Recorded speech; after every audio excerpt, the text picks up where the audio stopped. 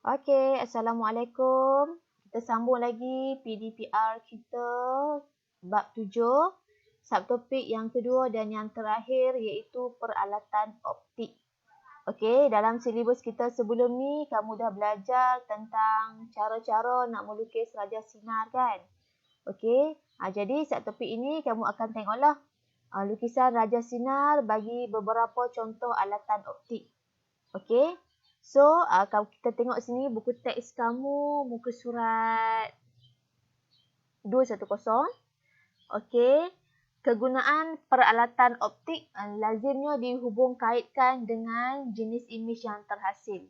Okey. Sama ada nyata ataupun maya. Dan juga kamu juga akan tengok dia punya saiz imej yang terhasil oleh kantor tersebut. Jadi kalau kamu tengok di sini, saiz imej yang dibentuk oleh kantor bergantung kepada kedudukan objek dari pusat kantor. Kedudukan objek ataupun jarak objek. Kan? Macam kamu lukis raja sinar, kalau jarak objek tu berada di depan F, kamu akan dapat saiz imej yang berbeza. Kalau objek berada di F, saiz imej pun akan berbeza lah. Okey, kat sini dia bagi contoh 3.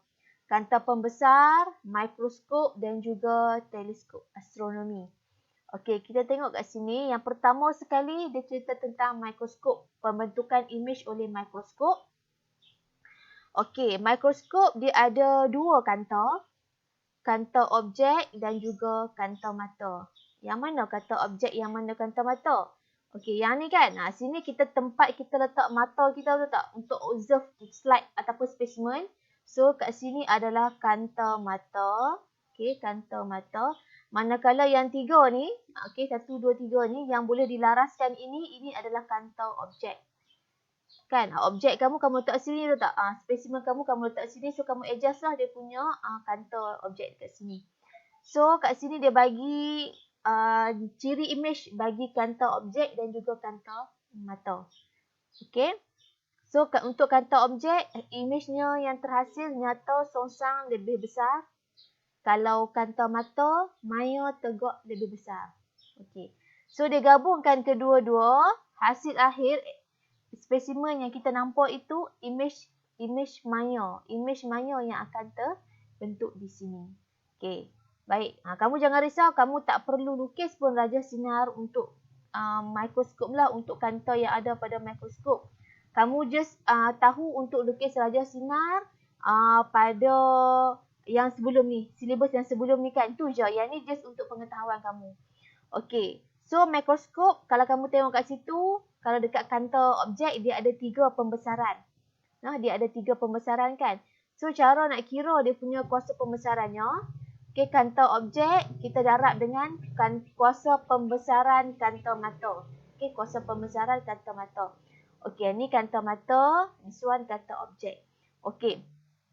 Mikroskop, okey, kaunter mata mempunyai kuasa pembesaran 4 kali ganda. Okey. Manakala kaunter objek mempunyai kuasa pembesaran maksimum 40 kali ganda. So, nampak tak label ni kan, 40. Kalau dekat makmal sekolah kita, dia punya kantor dia ni ada pembesaran kantor objek ni, dia ada 3.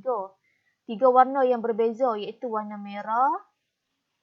Ni dia punya gelar ring dia ni. Kan? Ring dia ni untuk menunjukkan dia punya pembesarannya.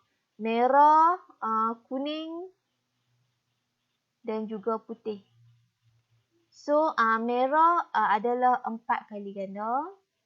Kuning 10 kali dan putih 40. Kalau tak silap cikgu, kalau tak tertukar 2 ni lah. Okey, so yang akan zoom in lebih details yang putih lah. Dan kebanyakan bila cikgu guna yang ni, kebanyakan pelajar tak dapat imej tu. Dia hilang terus. Sebab dia sangat besar kan, dia zoom kan. Okey. So, cara nak kira dia punya kuasa pembesaran bagi satu mikroskop, darab je lah. Kan? 4. Ni kan, kuasa pembesaran kaunter objek. Kalau kamu tengok sini, dia tak salah. Sorry. Okey, kuasa pembesaran kaunter objek 40 kan maksimum kan? 40 tadi kan maksimum. Okey, 40 darab dengan kuasa pembesaran kaunter mata, dia ada 4 sahaja. Kan? So, kita dapat 160 kali ganda. Okey, untuk pembesaran kaunter mikroskop. Okey, ni maksimum lah. Maksudnya maksimum yang boleh dicapai. Untuk mikroskop punya jenis ni lah. Dan mikroskop dia ada banyak jenis. Kan? Okey. Baik, seterusnya alatan optik yang kedua adalah teleskop. Sama juga teleskop pun dia ada dua kanta. Dia mempunyai dua kanta. Kanta apa yang diguna adalah kanta cembung. Okey, kanta cembung. Okey, this one kanta objek, this one kanta mata. Okey, ini adalah ciri-ciri imej yang terhasil pada kanta objek dan ini adalah ciri imej yang terhasil pada kanta mata. Okey, so imej akhir oleh teleskop ditunjukkan dalam rajah 7.11. Inilah imej yang terhasil. Imej akhir adalah Maya. Maya di infinity.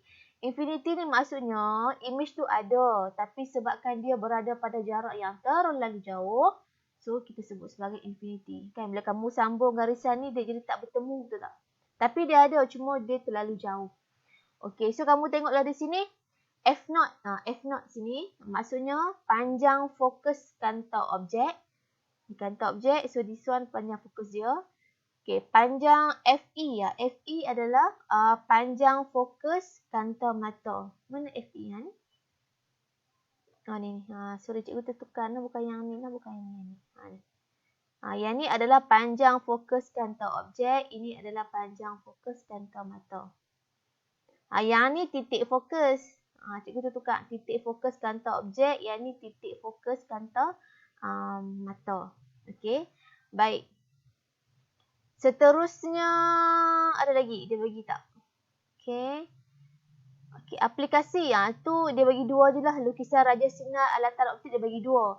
Okey, kanta pembesar dia tak bagilah lukisan kan sebab kanta pembesar tu dia melibatkan satu kanta sahaja.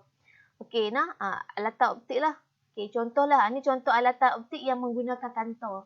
Kamera, okey, digital single lens reflect menggunakan dua kanta yang berbeza di DSLR. Okey, CCTV, kamera pengintip di dalam alat keselamatan. Okey, so kamu tengoklah. Okey, perkembangan teknologi dalam bidang optik membolehkan ketebalan kanta yang digunakan dalam peralatan optik seperti telefon pintar dan CCTV menjadi setebal beberapa sahaja, beberapa milimeter sahaja. Kan, dia punya ketebalan lah auto adjust. Dia boleh adjust secara automatik. Okey, di mana diperbuat kajian membina kanta rata ataupun flat lens yang setebal beberapa mikron sahaja. 1 mikron bersamaan 0.001 mm. Okey. Sebab tu kalau kamu tengok revolusi contohlah kamera kan. Kamera dia punya dari segi sizing dia semakin lama semakin kecil, betul tak? Semakin compact. Kalau zaman dulu punya kamera besar. Kan, DSLR masa mula-mula diintroduce pun besar juga sampai kena gantung dekat leher kan. Masa tu trend lah. Sekarang ni dia compact je. Okey. Baik. Sama juga even macam phone kita pun kan. Dia nipis sahaja sebab revolusi penghasilan kanta yang nipis. Okey. Baik, panjang fokus kanta dalam kamera DSLR mempengaruhi medan penglihatan. Semakin pendek panjang fokus kanta, semakin luas medan penglihatan. Tengok contoh dia bagi. Okey, kamu tengok kat sini, dia pakai dua panjang fokus yang berbeza. 70 dengan 24. 24 ni, dia punya panjang fokusnya lebih pendek lah. Dia kata bila panjang fokus ni lebih pendek ataupun berkurang, didapati dia punya medan lah. Okey, dia punya medan penglihatan lebih luas. Kan, nampak tak? Dia punya medan penglihatan lebih luas lah. Wider lah, dia punya image tu wider. Okey. Image yang terbentuk menggunakan panjang fokus yang berbeza. So kalau kamera, kalau macam orang yang ambil kelas fotografi, dia memang akan belajar benda ni in details. Ataupun antara kamu yang memang dah pandai fotografi kan. So bila kita nak dapatkan image yang macam ni, kita nak zoom in, zoom out, kita kena adjust lah dia punya panjang fokusnya. Cikgu tak ada sangat lah kalau babak kamera ni. Okey, dia punya ni. Tapi pernah lah cikgu ambil kelas kamera masa belajar dulu. Tu basic je lah. Tak details pun. Tapi best sebenarnya kalau ada peluang untuk belajar. Okey. Alright. So jarak objek dia sama je 15 meter saja. Tapi mereka adjust dia punya panjang fokus untuk dapatkan image yang diingini lah. Kan? Okey. Baik. Seterusnya, okey, ni ringkasan lah. Okey, ringkasan bagi bab 7 lah. Okey. Kamu tengoklah di sini. Ni subtopik 7.1. Ni subtopik 7.2 kan. Okey, so 7.1 kamu dah belajar kanta cembung, kanta cekung, cirinya. Cembung sifatnya menumpu, cekung mencapar. So kamu dah belajar lukis raja sinar. Okey, untuk hari ni kita dah belajar yang ni, peralatan optik, mikroskop, teleskop. Kan kamu dah tengok dia punya lukisan raja sinarnya.